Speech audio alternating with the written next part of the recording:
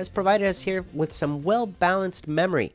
Now, the HyperX series here, the Predator version that I'm using today, has a CL11 timings. That's the base there. And of course, it is 2400 megahertz. So we should be able to get a good bandwidth, good latency, and the mixture of both, will give us good results. Let's take a look. Now, of course, the heat spreader is the first eye catcher when I look at this memory. I mean, I definitely like the looks.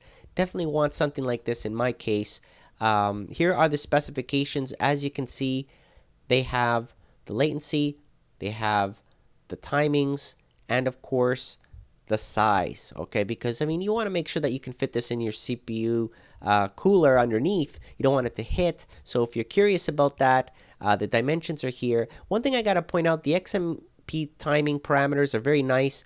Preset, of course, you've got two different profiles that you can select in your BIOS and adjust, so minimal amount of tweaking is needed. So that's one thing that I like about memory like this, is that they have things preset for you. Now, modular design, very nice. Slap it in there in your board. I have nice blue on black color coordination going on there. Here we are in Windows 7, 64-bit.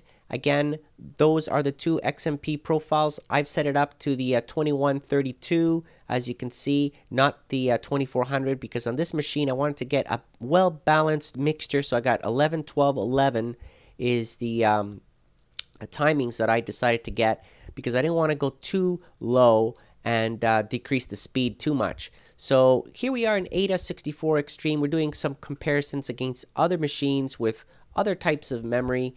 Again, triple channel, quad channel, dual channel. The dual channel is the mainstream one.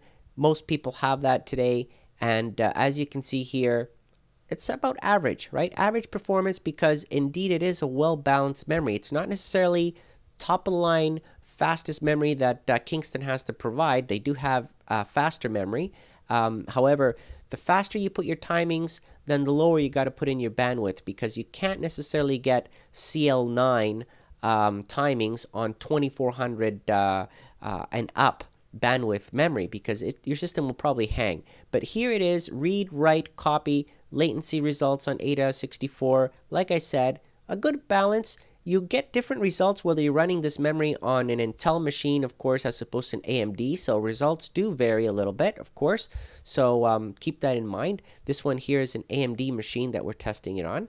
And again, I ran the max memory tests as well, and they're pretty much close, very similar, especially on the memory latency timings in the results, as you can see. So well-balanced memory. I'll add the link to the latest pricing below if you're interested. Again, it's something that you might want if you have the space in your case and it doesn't get in the way of your CPU cooler. I'd like to thank Kingston for providing it. Hope you enjoyed this video, and thank you for watching.